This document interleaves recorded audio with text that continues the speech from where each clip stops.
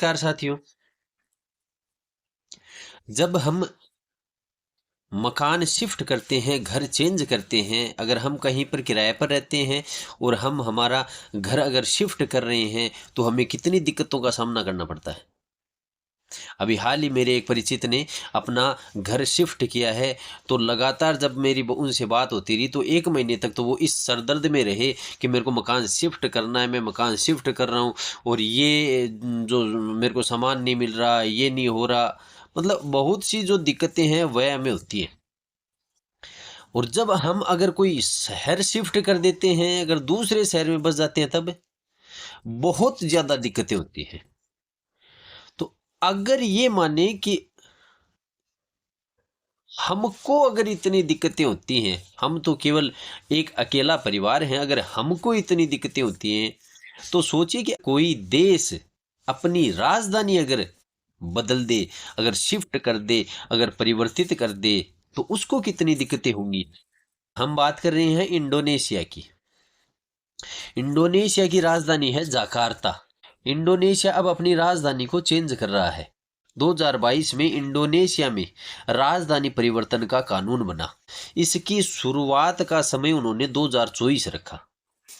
2022 में कानून बन गया, वहां पर जोरों से कंस्ट्रक्शन का काम चल रहा है और 2024 से शिफ्टिंग की प्रोसेस भी शुरू हो जाएगी। बोर्नियो द्वीप पर इंडोनेशिया अब अपनी नई राजधानी बना रहा है और वहां पर एक नया शहर बसा रहा है। उस शहर का नाम है नूसनतारा। नूसनतारा का मतलब होता है द्वीप समूह है। तो यहां पर अब इंडोनेशिया अपनी नई राजधानी को शिफ्ट करेगा। पहली बात तो ये जाने कि इंडोनेशिया अपनी राजधानी को जकार्ता से एक नए शहर नूसनतारा में क्यों लेके जा रहा है, इसकी वजह क्या है, इसका मुख्य कारण इसके क्या है, क्यों शिफ्ट किया जा रहा है। क्योंकि इससे देश की इकोनॉमी पर एक बहुत बड़ा भार पड़ेगा और इस भार को इंडोनेशिया क्यों उठा रहा है, क्यों इसको शिफ्ट किया जा रहा है। तो इसके कारण अगर हम देखें तो पहला कारण ये है कि जकार्ता में पॉपुलेशन लोड बहुत ज्यादा है। जकार्ता में जनघनत्व दुनिया में सबसे ज्यादा है। और इस बात को यूं समझें कि इंडोनेशिया की आधी आबादी जकार्ता में रहती है। तो एक महत्वपूर्ण कारण जो है वो लोड का है कि वहां पर पॉपुलेशन लोड बहुत ज्यादा हो रहा है। दूसरा कारण ग्लोबल वार्मिंग और क्लाइमेट चेंज के कारण से वहां पर बाढ़ आने का खतरा है और जकार्ता के डूब जाने का खतरा है।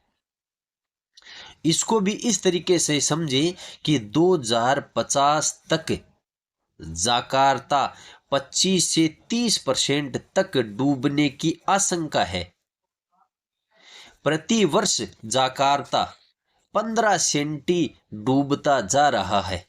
यह भी एक महत्वपूर्ण समस्या है जो कि जकार्ता के लिए एक बेहद गंभीर समस्या है। अगर यह डूब रहा है, अगर यह डूबने की लगातार आशंकाएं बढ़ती जा रही हैं, तो वहां पर जो पॉपुलेशन रह रही है उसके बचाव का जिम्मा जो कि देश की सरकार पर होता है, उसको भी निभाना होता है। अगला मुख्य जो कारण है वो ये है कि जकार्ता में प्रति वर्ष बाढ़ आती है। तो बाढ़ आने से प्रति वर्ष बहुत सी समस्याएं पैदा होती हैं।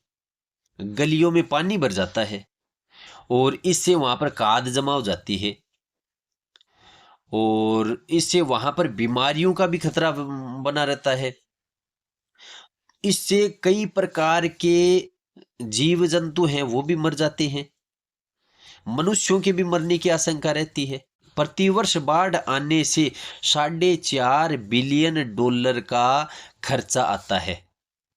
उसको साफ करने में, वहां पर जो नुकसान हो रहा है उसकी भरपाई करने में $4.5 बिलियन का खर्च आता है। इसके अलावा जल प्रदूषण, वायु प्रदूषण, नदी प्रदूषण और तरह तरह की बीमारियां तो ये जो समस्याएं वहां हैं वो जाकार्ता में मुख्य तौर पर देखी जाने वाली समस्याएं हैं। इस कारण से इंडोनेशिया को अपनी राजधानी जाकार्ता से नुसंतारा पर शिफ्ट करना पड़ रहा है। बहुत सी समस्याएं हैं। सारी समस्याओं का निपटारा अगर इंडोनेशिया देखता है तो केवल उसका एक ही समाधान दिखाई देता है कि अपनी राजधानी को जाकार्ता से नुसंतारा में शिफ्ट करना। अब जहां पर वो शिफ्ट कर रहे हैं वहां पर क्या नुकसान है, क्योंकि इंडोनेशिया जो है वह खुद भी एक द्वीप है, तो वहां पर बाढ़ की आशंका तो रहती है। इसलिए अब नूसंतारा की बात करें तो नूसंतारा में जानने पर वहां पर क्या समस्याएं हैं। वहां पर समस्या ये है कि नूसंतारा में जहां पर ये जो नया शहर बसाया जा रहा है वह एक तो गांव बसे हुए हैं, उन गांवों को उजाड़ कर बसाया जा रहा है। मुख्य मुद्दा ये है कि जो गांव वहां पर रह रहे हैं उनको उजाड़ना पड़ रहा है। अगली समस्या कि जहां पर यह शिफ्ट हो रहा है वहां पर वह वन क्षेत्र है और बड़े पैमाने पर वहां पर वन काटे जाएंगे। ये भी एक बड़ी समस्या है। इसके अलावा वह वनों का क्षेत्र होने के कारण से वहां पर कई प्रकार के जीव जंतुओं का ठिकाना है। चिंपैंजी हैं, तेंदुए हैं, कई प्रकार के वन्य जीव जो हैं वहां पर उनका आशियाना है, उनको भी नुकसान होगा। जब वन काटे जाएंगे तो पुनः वही समस्या कि वहां पर वायु प्रदूषण, जल प्रदूषण और वन्य जीवों को भी नुकसान होगा। जो गांव बसाए जा रहे हैं वो भी बर्बाद हो रहे हैं, तो उससे भी समस्या होगी। ये महत्वपूर्ण समस्याएं हैं। और साथ ही एक और मुख्य दिक्कत जो आ रही है वो ये है कि अभी हाल ही में राष्ट्रपति चुनाव भी हैं, तो किस प्रकार वहां की गवर्नमेंट 2024 को जो शिफ्टिंग का कार्य शुरू कर रही थी वह किस प्रकार पॉसिबल होगा। अब जो नया शहर बसाया जा रहा है उसकी थोड़ी जानकारी कि वह जो शहर है वह लगभग 2.5 लाख हेक्टेयर में बसाया जाएगा। और इस शहर की खास बात यह होगी कि इसको 2045 तक इसको जीरो कार्बन उत्सर्जन को, इनका जो टारगेट है उसको प्राप्त कर लेंगे।